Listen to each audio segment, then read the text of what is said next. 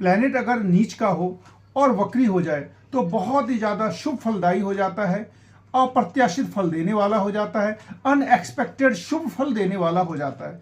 कर्क राशि वालों के लग्न में ही नीच के मंगल बैठे हुए थे और अब वो वक्री हो चुके हैं। वक्री हो जाने के बाद चूंकि वो प्लैनेट नीच होकर के कर्क राशि में है और कर्क राशि में नीच मंगल जब वक्री हो गए तो वो उच्च का फल देने लगेंगे और इससे आपके जीवन में बहुत ही ज्यादा शुभ फल देखने को मिलेगा। 7 दिसंबर से लेकर के 21 जनवरी 2025 तक ये मंगल आपके नीच अवस्था में रहेंगे, गुरु भी नीच रहेंगे, शनि मार्गी रहेंगे, राहु केतु ऑलरेडी नीच हैं। इन सब का आपके जीवन में क्या क्या असर पड़ने वाला है, क्या क्या शुभ फल मिलेगा, कौन सा ऐसा अनएक्सपेक्टेड बड़ी तेजी से आपको लाभ मिलने वाला है, सारी बातें इस वीडियो में बतलाऊंगा। नमस्कार, मैं किशोर नाथ झा, आप सबका हार्दिक अभिनंदन करता हूं। अगर आप लोग चैनल पर नए हैं तो एक बार सब्सक्राइब जरूर कर लें।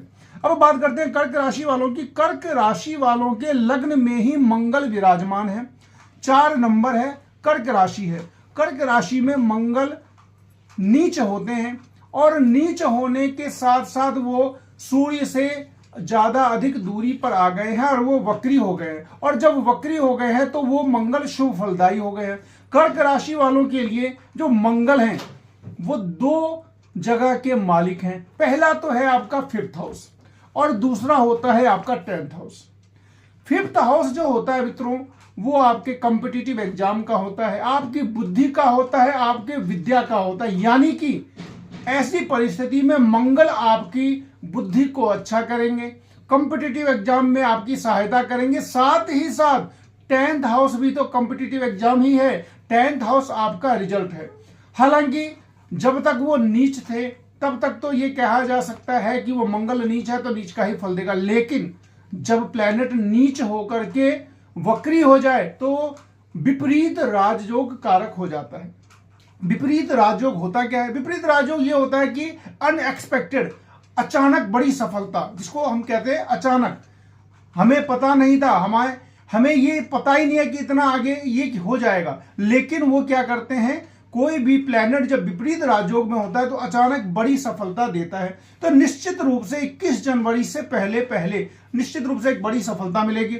हाँ, ये बात तो तय है कि कर्म हमें करना है और जो आप काम कर रहे थे उसी में सफलता आपको हर हाल में मिलेगी। मंगल आपके लिए प्रबल राजयोग कारक है क्योंकि वो केंद्र का भी स्वामी है, त्रिकोण का भी स्वामी है। मैं हमेशा वीडियो में डिटेल से इसलिए बतलाता हूं ताकि आपको ये लगे कि ज्योतिष के जो सूत्र है उसी के आधार पर हमारा जीवन चलता है। हमारी जो प्रिडिक्शंस आती है, जो भविष्यवाणियां जो आती है, वो ज्योतिष के सूत्रों पे चलती है। तो मंगल जो है आपका कर्क राशि वालों के लिए बहुत ही ज्यादा प्लस, हमेशा प्लस, यानी कि हमेशा शुभ फल देने वाला होता है क्योंकि वो केंद्र और त्रिकोण दोनों का मालिक होकर के प्रबल राजयोग प्रदाता हो जाता है। तो मंगल ने क्या किया, 5th हाउस और 10th हाउस दोनों का शुभ फल देना शुरू, यानी कि आपको सबसे पहला जो इसमें मिलने वाला है विद्यार्थियों के लिए वो रिजल्ट मिलेगा। रिजल्ट में सफलता मिल सकती है और धन के मामलों में भी वृद्धि होगी। धन के मामलों में वृद्धि इसलिए होगी क्योंकि 5th हाउस पर बृहस्पति की भी दृष्टि पड़ती है। 5th हाउस पर में बृहस्पति की दृष्टि और बृहस्पति एकादश भाव में वक्री होकर के बैठे हुए। तो ये सारी चीजें जो कॉम्बिनेशन मंगल और बृहस्पति का जो बना, ये आपके लाइफ में बहुत ही ज्यादा अच्छा फल देने वाला है। इसको आपको किसी भी कीमत पे हर हाल में आपको पता चलना चाहिए और आपको अपनी मेहनत बढ़ा देनी चाहिए क्योंकि 21 जनवरी और आगे फिर बृहस्पति अभी वक्री रहेंगे। तो बृहस्पति के वक्री रहने से भी शुभ ग्रह जब वक्री होता है तो वह शुभ फलदायी होता है। अशुभ ग्रह अगर वक्री होता है तो अशुभ फल देने वाला हो जाता है। अशुभ प्लैनेट अगर वक्री हो जाता है तो शुभ फल देने वाला हो जाता है। तो यहां पे ये सारा कंसेप्ट समझने का, शनिदेव जब तक वक्री थे नेगेटिव फल दे रहे थे क्योंकि वो अशुभ ग्रह थे।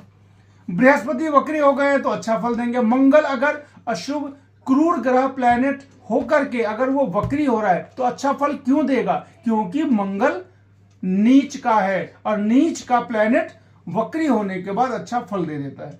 अब ये बात करते हैं, इसके बाद सबसे बड़ी राहत जो मिलेगी 2025 में आपको, वो है शनि देव की अड़ैया से लगभग आप समाप्ति की ओर हैं।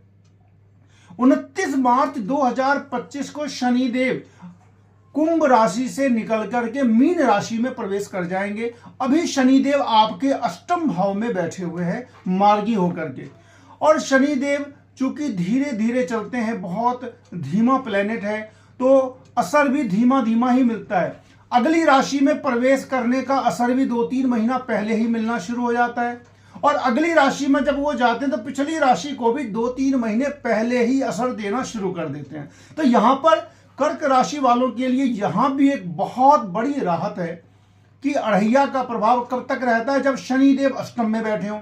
और शनिदेव अष्टम में तो हैं, लेकिन अब वो प्रभाव चूंकि अगली राशि का देने लगेंगे तो अष्टम का प्रभाव घटेगा और 7.5 ही लगभग समाप्ति की ओर है।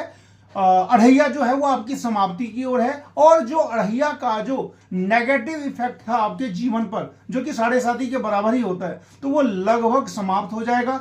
जिस प्रकार से 7.5 समाप्ति के समय शनिदेव अच्छा फल देने लगते हैं, उसको जिस चीज को लिया हुआ रहता है उसको एक्स्ट्रा करके दे देते हैं, उसी तरीके से अढ़ैया में भी ये होता है। यानी कि शनि देव अभी आपके लिए अनुकूल हो जाएंगे। हालांकि शनि आपका बहुत ही ज्यादा खराब फल देने वाले हैं, क्योंकि सप्तमेश भी हैं, अष्टमेश भी हैं, और ये बहुत बड़े मार्केस होते हैं शनि देव आपके लिए। तो शनि देव ने आपको नेगेटिव फल तो दिया ही होगा मित्रों, हर हाल में। सबसे पहला जो दिया होगा वो मैं बतला सकता हूं कि नौकरी के भाव पर 10th हाउस पर शनि की जो तीसरी दृष्टि थी, इससे क्या होगा कि नौकरी में, रोजगार में, व्यवसाय में बहुत बड़ी समस्याएं आई ही होंगी, क्योंकि शनि की तीसरी दृष्टि शत्रु के घर पे, और वो घर कौन सा है, रिजल्ट का है। वो घर किसका है, आपकी आजीविका का है। वो घर किसका है, आपकी नौकरी का है। तो यहां पे शनि देव ने आपको जितना कष्ट दिया है अब तक, तो वो शनि देव जाते समय वो सारा कष्ट हटा देंगे, उससे ज्यादा आपको फायदा पहुंचा देंगे, ताकि आप उस कष्ट को भूल जाएं। तो शनि अच्छा फल देने जा रहे हैं। मंगल देव बहुत ही ज्यादा अप्रत्याशित फल देने जा रहे हैं। वक्री गुरु चूंकि 11th हाउस में बैठे हुए हैं, मई तक रहेंगे। 11 मई को वो आपके द्वादश भाव में चले जाएंगे। और गुरु, सबसे बड़ी बात यह है कि आपके पराक्रम भाव को पूर्ण दृष्टि से देख रहे हैं, यानी कि 3rd हाउस को, 5th हाउस को देख रहे हैं, और 7th हाउस को भी देख रहे हैं। यहां पर एक चीज आपको सावधानी रखनी है, जैसा कि मैंने पहले भी बताया कि हमेशा गोचर में अगर शुभ होता है, कोई प्लैनेट बहुत ही ज्यादा अच्छा फल देने वाला होता है, तो कोई ना कोई ऐसी स्थिति जरूर बन जाती है जिससे हमें सावधानी भी रखनी होगी। अब बात यह आ गई कि 7th हाउस में अभी तो शुक्र देव हैं और वो चले जाएंगे, शनि शुक्र की युति बनेगी, वो तो अच्छा है। लेकिन वर्तमान में 7th हाउस पर मंगल की 7वीं दृष्टि, आगे शनि और पीछे सूर्य, तो 16 दिसंबर तक ये थोड़ी ज्यादा स्थिति खराब है मैरिड लाइफ को लेकर के। इसमें क्या होगा, मैरिड लाइफ में समझ रहे हैं आप कि लग्न में मंगल, आगे शनि, पीछे सूर्य, तो ये चीज एक स्पेशल योग बन जाता है जिसमें मैरिड लाइफ अफेक्टेड हो जाती है। बहुत ही ज्यादा तनाव होता है, डिप्रेशन हो सकता है, तलाक की स्थिति तक आ जाती है। हालांकि होगी उसी को जिसके जन्मकालीन तलाक का योग होगा, हर किसी के साथ नहीं होती है। आप ये ना समझें कि ये ऐसा गोचर में योग बन गया तो होकर ही रहेगा। हर हाल में कोई चीज तभी होती है जब आपके जन्मकालीन कुंडली में वो रहेगा, यानी कि जो भी अरिष्टकारी चीज होती है, जो नेगेटिव चीजें होती हैं, वो भी तभी होंगी जब आपकी जन्मकालीन वो कुंडली में भी रहे। अगर नहीं है तो कष्ट जरूर होगा, तो गोचर का इफेक्ट तो आएगा ही।